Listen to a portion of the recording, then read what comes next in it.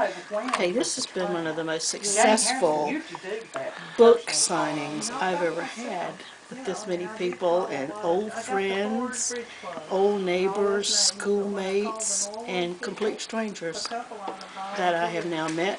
And I hope that they will have met my poems and my work. And I hope that they will continue to read. This is a book of poems, narrative poems, telling stories, which is what I like. I like stories, and I consider myself sort of a story maker, not exactly a storyteller, but I like fiction, I like short stories, and I like poems that tell stories.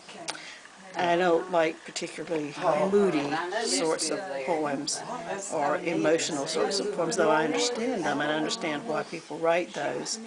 But this is a book about Baden from the earliest establishment of the aluminum smelter through World War II, ending in the early days of 1950s, following one particular family. And I thought it would be easier for people to follow the whole book if all the poems are related. One leads into the next one, leads into the next one, leads into the next one, and that the same characters appear and tell their stories. And this little girl is sort of the representative of Nell Leopard, who is this central voice in the book, and her family. She was here before the smelter came. She watched it develop. She married a man who worked in it. She had a love affair with another man who worked with it. She loses some children in Baden Lake.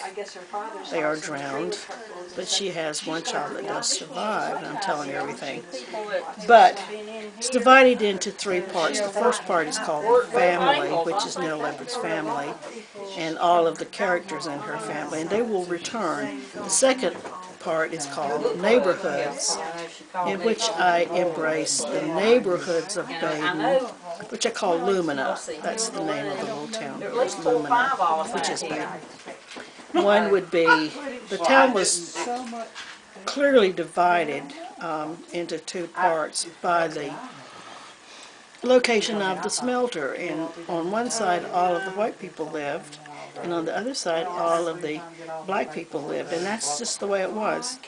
And so I start with the neighborhoods, with the neighbors, using all of the shopkeepers and various people who worked here, not just those who worked in the smelter.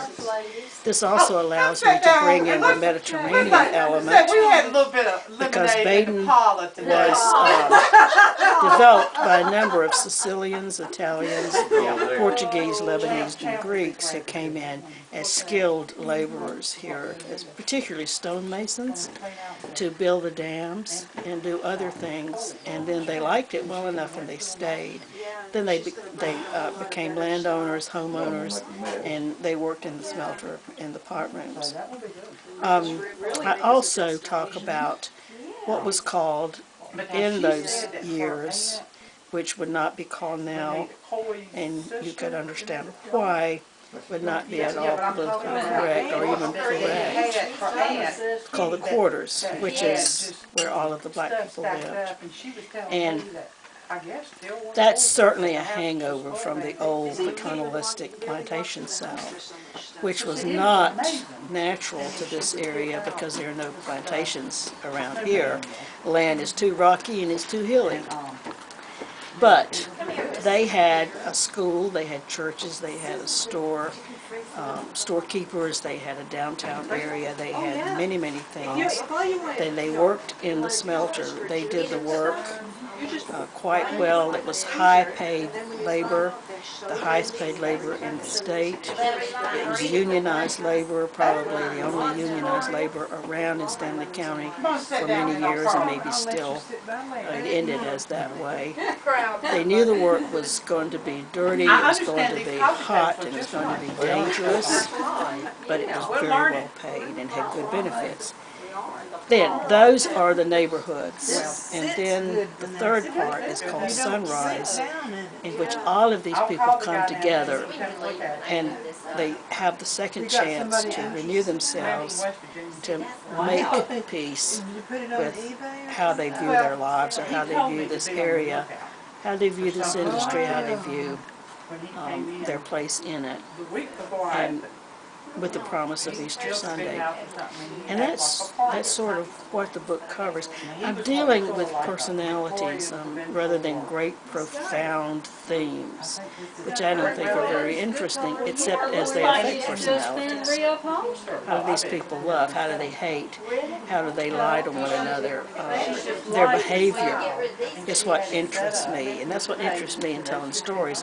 What people do or fail to do, what people say or fail to say. I find that interesting, behavior. And I find it very human, and I find it makes the best stories. Do you have any questions that you want to ask me? Would you like to read the first couple of poems? I think I'll just read a few. I'm not really sure how well this fits. You know, one thing about it, I bet these are not. You might want to wait until I find one exactly. Probably not. I thought I would read this one about the man And then they set you up straight. finds the cats in the carbon kiln. And within the smelter itself, you know, you had classes, you had status, you had various little areas of certain influence. I think the ingot yard or the ingot plant was probably, that's where the finished products were. The beautiful silvery pigs that were stacked up, they call them pigs, outside, and they sparkled in the sun. Then there were the pot lines where the actual smelting through an electrolytic process. And when you lived in Baden, you kind of picked up an empirical knowledge of chemistry just being here. You didn't even know it was chemistry. And then there was the carbon kiln. And the carbon kiln was kind of the bottom of the list, because that's where they baked the anodes and the cathodes to use in the electrolytic pots.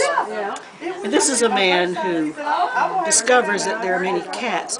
You know, we're told that cats are going to be the only survivors at the end of the world. Dogs are going to go, everybody, people are going, cats are going to survive. And these cats certainly have found a way of surviving in the carbon kiln, which is a very dangerous place. It's hot, and there are fires constantly, and that's where they bake these carbon anodes and cathodes. This man's name is Adger Stoker, and this is lunch. Adger Stoker feeds cats in the carbon kiln, and he says, aluminum is the religion of the ingot yard. Nobody believes in carbon. That's why the cats are an embarrassment. Nobody believes things live and give comfort in a place so hideous and hot. But I see what their pure product blinds them to. It's the cats and the dirty work I do, baking cathodes, anodes to furnish their precious aluminum, rendering back some hard black goo they oozed out of. 12 o'clock. These meowing multitudes come out and beg from the niches and grooves and deep seams of my tense whirl. Cats yaw and yap, tap paws against my knee, ask me to multiply my loaf, my fishes. They'd be an inspiration to Lazarus, hearing my lunchbox snap, my Pepsi fizz, and I feed them and believe them sweet resurrection. I dream blessing Spam and Marita, dividing fig Newtons and sockeye salmon. This is how my afterlife will repeat. All cats and Adger Stoker. Take, eat. We tightrope cruel carbon, scattering hot ash. Nobody falls or burns a single bone. Just cats and Adger, all of us hungry and alone. And then my paws, my ears, these white-hot eyes carry my soul like a jewel to beg hard for the burning man inside, for the desperate cats beside him. Move among us, hidden Jesus. We are so dumb and forepawed and longing. Please seek us, life giver. Oh, do this and remember.